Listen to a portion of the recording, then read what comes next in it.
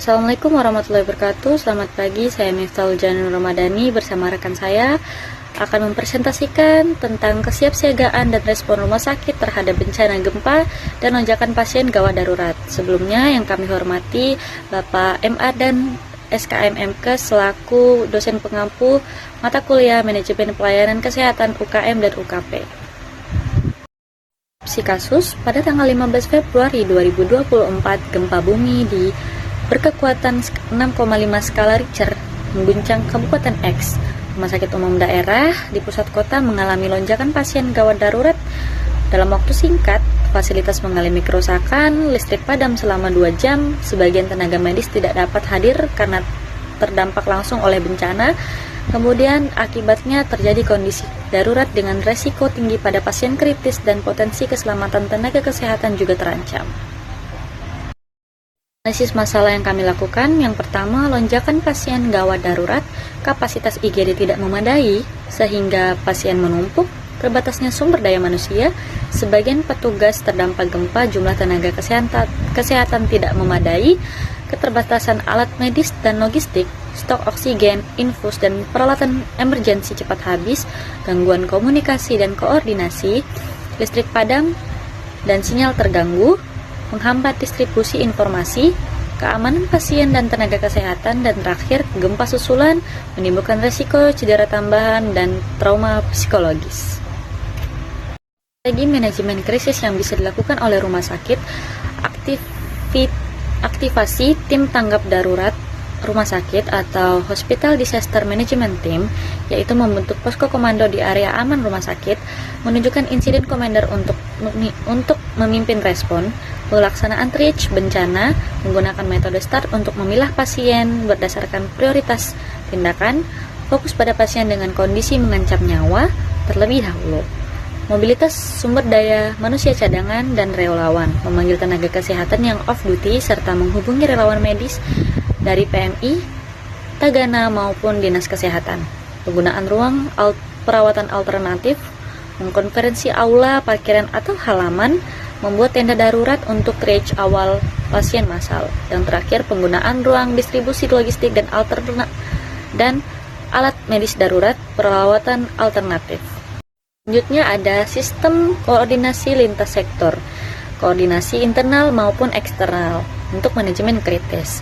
Internalnya dari Direktur Rumah Sakit, Kepala Instalasi, Komite Medik, Logistik, Keamanan, serta Keuangan. Kemudian dari eksternalnya ada BPBD, Penanganan dan Evakuasi Bencana, kemudian Dinas Kesehatan, Koordinasi Distribusi Pasien dan Suplai Logistik, TNI Polri untuk keamanan evakuasi pasien, pengaturan lalu lintas ambulans, serta PMI, relawan tambahan, tenda darurat, bantuan logistik, dan donor darah.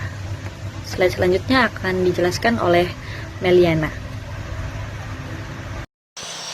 Materi selanjutnya yaitu rencana kesiapsiagaan bencana. Adapun kerangka singkat tentang kesiapsiagaan rumah sakit. Yang pertama, pemetaan resiko bencana atau Hazard Vulnerability Assessment.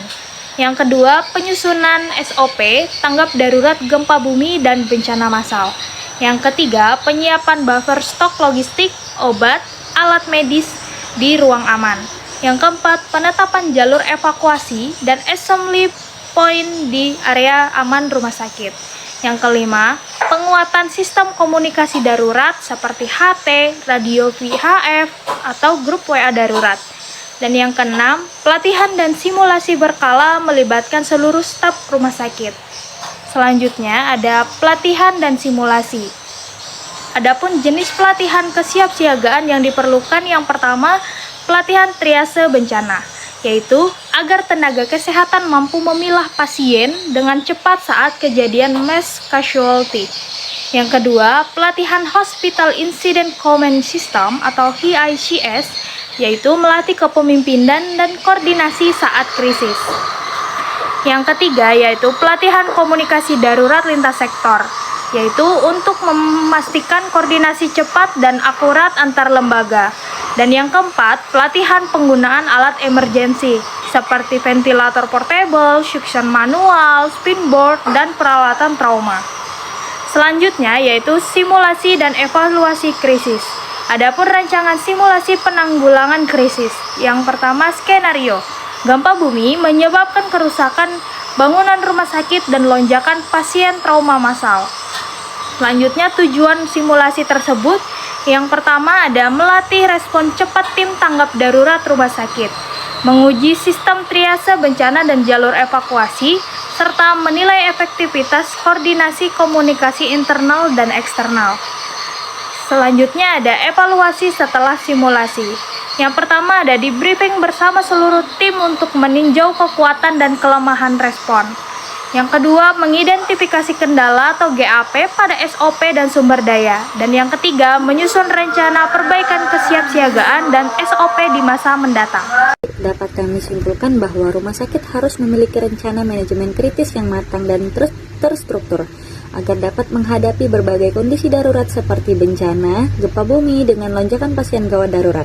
Rencana ini mencangkup aktivasi tim tanggap darurat, pelaksanaan triage bencana secara cepat dan tepat, mobilitas sumber daya manusia serta logistik darurat, hingga penguatan sistem komunikasi dan koordinasi lintas sektor. Kolaborasi dengan BPBD, Dinas Kesehatan, TNI Polri, dan PMI menjadi kunci utama untuk memastikan penanganan bencana dapat berjalan dengan efektif dan efisien. Itu dan simulasi berkala bagi seluruh tenaga kesehatan wajib dilakukan untuk meningkatkan kesiapsiagaan, keterampilan, dan kecepatan respon rumah sakit dalam menghadapi situasi darurat demi keselamatan pasien maupun tenaga kesehatan itu sendiri. Baik, itu saja dari kami berdua. Terima kasih. Assalamualaikum warahmatullahi wabarakatuh.